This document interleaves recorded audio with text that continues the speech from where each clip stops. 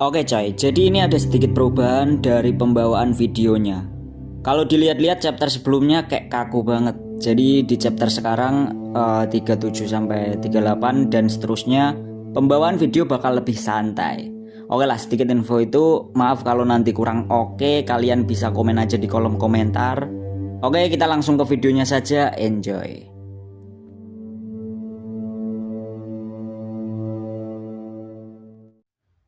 Nah, jadi pas chapter sebelumnya ada diplomasi antar tiga negara atau tiga kerajaan. Si putra mahkota ini gebrak meja. Pertama, dia itu setuju sama pendapat si Hector berkaitan sama pembagian wilayah. Ya walaupun ada tempat yang sumber daya alamnya buruk, tapi dia ini juga mau ngasih solusi tentang supaya tahu jumlah sumber daya alam. Di sana si Hayden ngomong kalau Menara Ivory itu udah ngembangin sihir baru.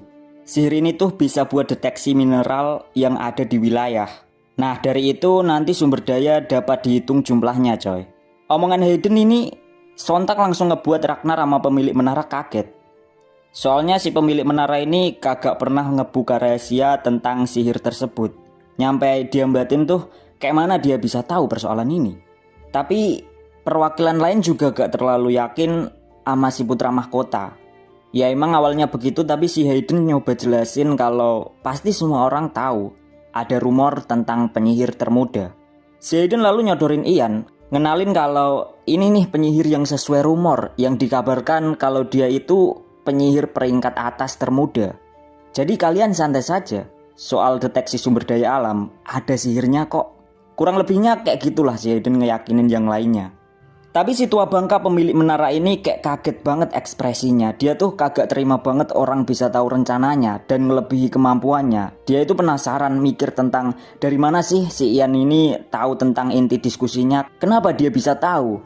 Kurang lebihnya begitulah pemikiran si pemilik menara pas lihat Ian. Lalu lanjutlah si Hayden ini ngejelasin solusinya kalau dia mikir tentang ngebuat peta sumber daya alam. Ya fungsinya supaya nanti bisa tahu tanah subur dan kagaknya.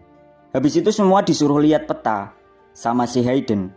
Di peta itu Hayden ngejelasin kalau udah ada peta lengkap nih, tinggal kita bagi daerah aja supaya pembagian bisa rata. Tapi yang lain agak cemas soalnya nanti perbatasan jadi rusak. Ya karena kalau udah dibagi wilayahnya nanti bakal ditambang. Jadi itu yang ngebuat jalanan nanti pada rusak. Kira-kira gitulah diskusi mereka. Diem-diem ngedengerin itu si Ragnar gedek. Dia kesel lihat si Hayden yang bisa nguasain alur diskusi. Saking gedeknya ekspresinya kayak mau ngajak gelut. Apalagi pas dia ngelihat si Ian. Mukanya Ian tuh kayak ngece banget gitu. Tiba-tiba si Ian senyum. Nyindir banget senyum ngerasa menangnya. Iya jelas karena emang si Hayden ini bisa bawa diskusi sampai beres, bikin Ragnar kesel juga. Tak terasa waktu tiba-tiba udah sunset aja. Si Oliver merenung kayak lagi galau kayak mikirin angsuran. Tiba-tiba banget nih, lagi enak-enaknya ngelamun, Hayden sama Ian muncul. Di sana si Hayden kayak lagi seneng banget gegara akhir-akhir diskusi tadi, dia berhasil ngebalikin diskusi. Dan dia laporan ke Oliver kalau Ragnar sama pemilik menara tuh mukanya kagak enak banget dilihat. Karena mereka gak bisa apa-apa di pertemuan tadi. Habis itu si Hayden ngajak mereka buat jalan-jalan sembari dia pengen nyeritain detailnya sama si Oliver. Ya namanya juga lagi menang, emang agak ada sombong-sombongnya dikit gitu. Di sana Hayden juga ngajak Ian supaya ikut jalan-jalan, soalnya Ian gak pernah mau, jadi dia nyoba maksa Ian buat ikut. Terpaksa si Ian ini cuma manggut-manggut bae. Lalu habis itu Hayden ngomong ke Ian, kamu itu udah mau gede, jadi nanti kamu harus mau nerima minuman. Saat lagi ngelobi Ian buat ikut minum, tiba-tiba si Hayden dipanggil sama Ragnar. Di sana awalnya Ragnar kelihatan masih oke aja wajahnya. Sebenarnya dia pura-pura tegar aja sih, habis kalah diskusi tadi. Tapi beda nih sama Hayden. Dia langsung sengit dan nanyain emang ada apa manggil-manggil. Lalu si Ragnar ngomong kayak lagi ngejilat gitu. Dia nyoba muji Hayden, Anda begitu menakjubkan hari ini. Saya belajar banyak dari Anda, kata si Ragnar penuh sopan santun. Tapi si Hayden malah makin songong, dia cuma ketawa ngeliat itu. Belak-belakan banget nih orang. Di sana dia bilang, tentu adikku. Aku yakin kamu pasti belajar banyak dariku. Merasa kayak lagi disindir, Ragnar langsung nge-freeze. Membatin kalau nih orang kurang ajar juga ternyata. Habis itu Hayden ngomong, kalau butuh mentor dan saran ngomong aja, jangan sungkan. Di sana si Ragnar ya langsung gedek, dia putar balik dan langsung nyelonong pergi. Ngelihat Ragnar yang makin menyala emosinya, Hayden memanggil Ian sama Oliver. Dan dia pamer ke mereka kalau hari ini sumpah jadi hari terbaik di hidupku. Tapi mereka cuma senyum-senyum aja ngelihat Hayden yang tiba-tiba bisa percaya diri gitu. Habis itu Hayden ngomong, ayolah ayo, jangan tegang, kenapa kalian begitu kaku? Tapi ya namanya bawahan kerajaan mau kayak gimana pun juga kudu kaku. Termasuk juga Ian yang cuma senyum-senyum.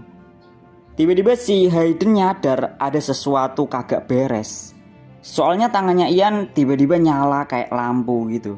Di lain itu orang-orang kelompok Ragnar juga pada ngelihat, wih unik nih, unik, ada apa ini? Mungkin kayak gitu mereka bertanya-tanya.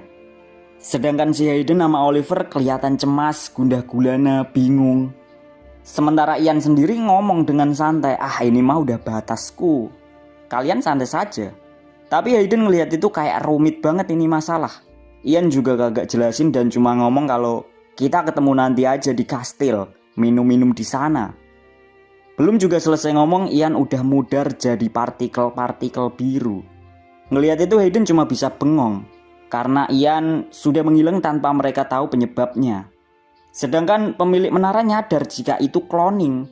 Dia sebagai penyihir ampe merinding karena gak pernah nyangka jika si Ian itu cuma cloning. Sementara Ragnar yang bukan penyihir, reaksinya juga kayak bingung aja tanpa kata, tanpa tahu apa-apa. Sedangkan pandangan mereka ngelihat jika Ian udah hilang begitu aja tanpa sisa.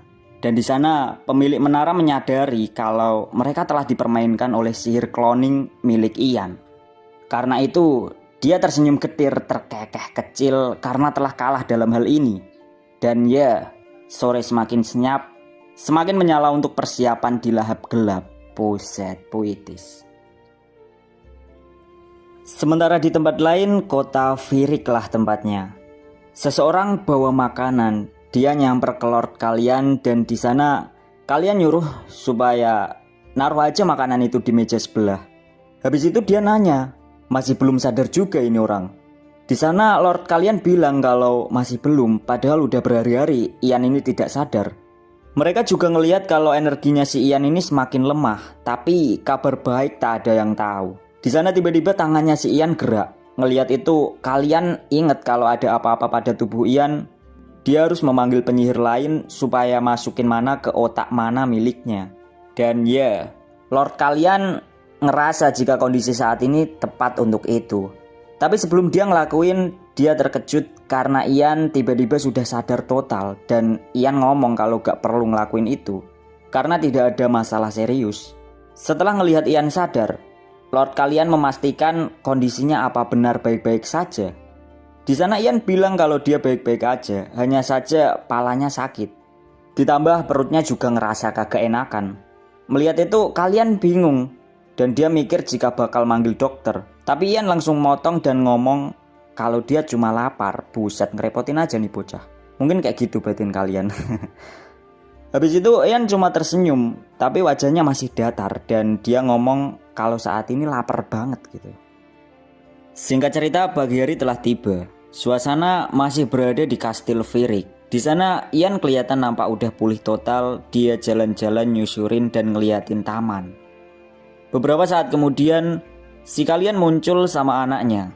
Di sana Lord kalian ngomong kalau baiknya nginep lagi aja. Dikarenakan bagi kalian si Ian ini penyelamat kotanya, jadi dia sangat sungkem pada Ian. Tapi di sono Ian juga agak-agak enak karena sebelumnya dia juga dibantu persoalan yang ia minta sebelumnya tentang jagain tubuh aslinya yang ada di mode tak sadar. Lalu habis itu Ian kembali berkata kalau dia itu gak pantas disebut penyelamat karena memang ini jadi hal wajar soal penyelesaian misi yang harus dirampungkan oleh penyihir kelas atas sepertinya.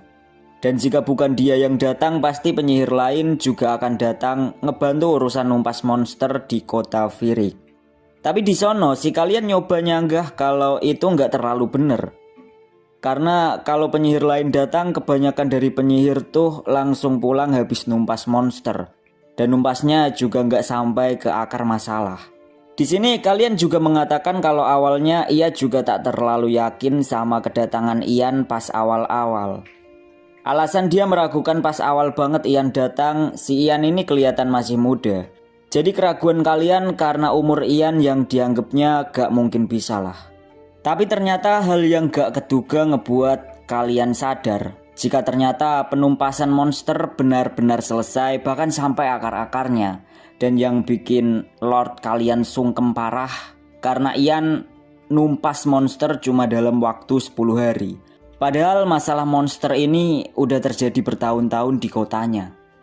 Lalu setelah ngebacot panjang lebar itu, Lord kalian tiba-tiba memuji Ian. Dia ngomong kalau Ian ini pasti punya sejenis kekuatan spesial yang tak dimiliki orang lain.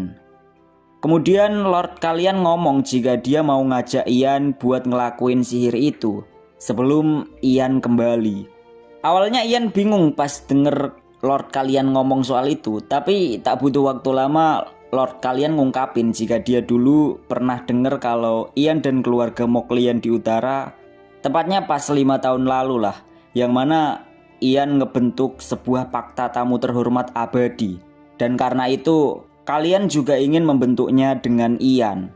Awalnya Ian ngira soal apa, ternyata itu hal yang gak terlalu merepotkan baginya. Namun di sana Lord kalian nyoba nawarin, soalnya dia ingin supaya Ian jadi tamu terhormatnya nantinya.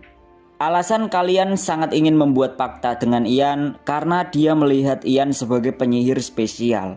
Jadi dia berpikir kalau ngebuat fakta itu akan bisa dapat perlindungannya Ian secara tidak langsung. Apalagi di sana kalian juga tahu kalau si Ian ini udah di tingkat penyihir kelas 6. Lalu kalian nyoba ngeyakinin Ian kalau itu sampai terbentuk dia jamin gak bakal ada yang nyesel ke depannya.